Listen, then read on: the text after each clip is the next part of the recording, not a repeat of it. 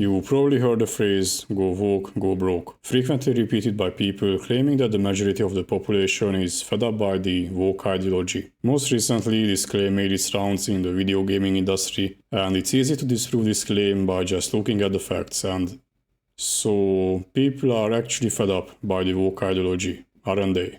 And Concord is not the only game.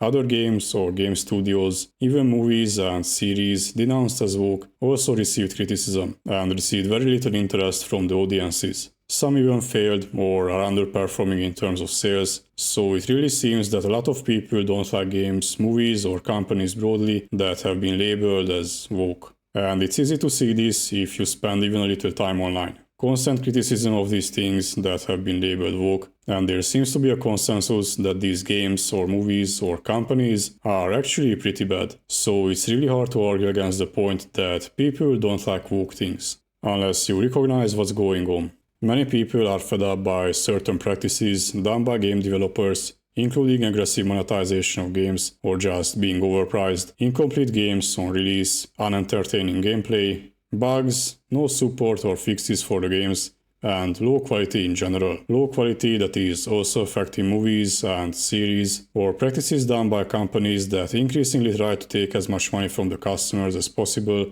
without providing good products in return. And there is a very vocal community taking an issue with these practices and criticizing companies engaging in these practices. You probably noticed that there was no mention of politics among these reasons, only different aspects of quality. And that is because the overwhelming majority of people criticizing these games and other things are doing so exactly for these reasons, and not because the games are woke, whatever that would mean. And the small minority who has a problem with the same products for political reasons tries to take credit for these results, namely the weak sales performances, claiming that these products flopped not because of the low quality, but because an overwhelming majority of the population is politically opposed to certain elements of these products, basically indirectly claiming that their political beliefs are more popular and widespread than they actually are. Doing it this way, instead of simply claiming that they are actually popular, is way more effective because they can just point at the sales results as evidence for this claim. After all, if people were not against the woke agenda, why would have these games failed? And they have several reasons to use this propaganda method.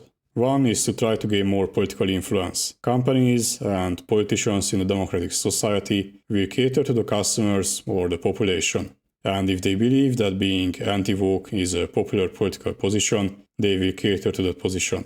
And this method is only one from many to try to present a movement or a group as more relevant and widespread to try to gain more influence. The other one is to try to spread the ideology to new members, or reinforce the belief of people who already subscribe to it. Because unfortunately people are not perfectly logical, and the bandwagon fallacy exists for a reason. The more popular a political ideology is, the more likely it is people will take it seriously or consider its concepts. Or if you are already holding these positions, you will be more confident about it. After all, how likely it is that all of these people sharing this position are wrong.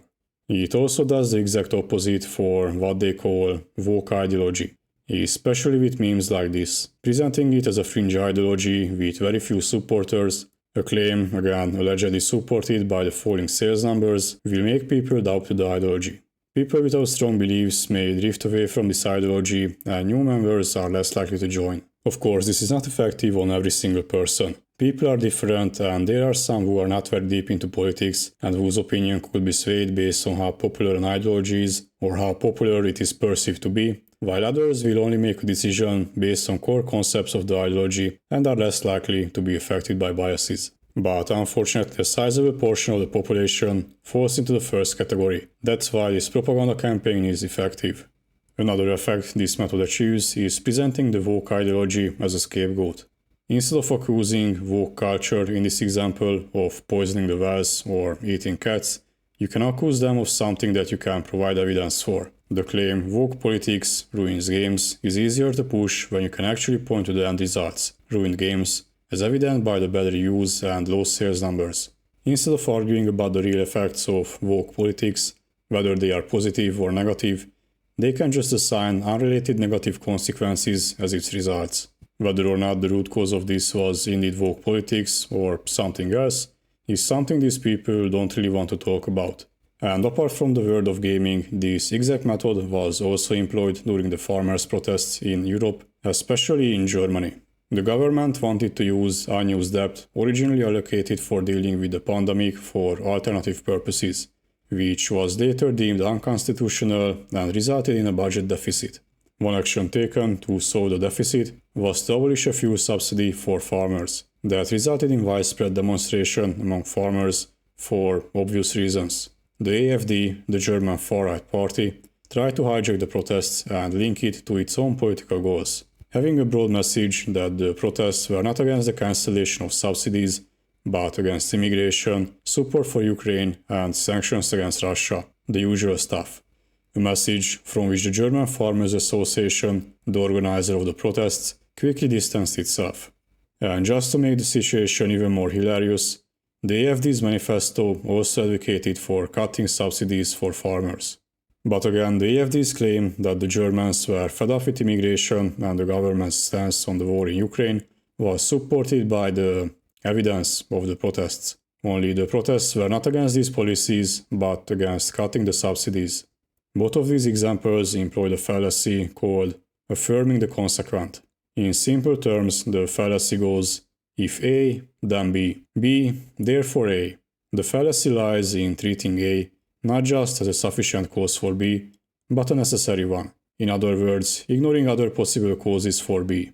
Or, in these two real-world examples, boycotting a video game because of woke politics leads to bad sales numbers. There are bad sales numbers, therefore people are boycotting it because of woke politics.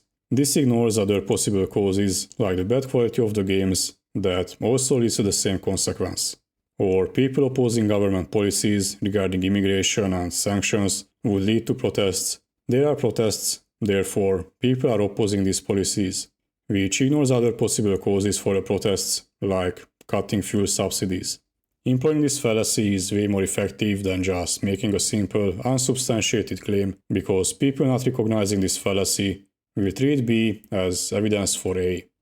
I explain more propaganda in my videos. Thanks for watching, and a special thanks to my Patreons, J. Brandon and Arda Bon, for supporting my channel.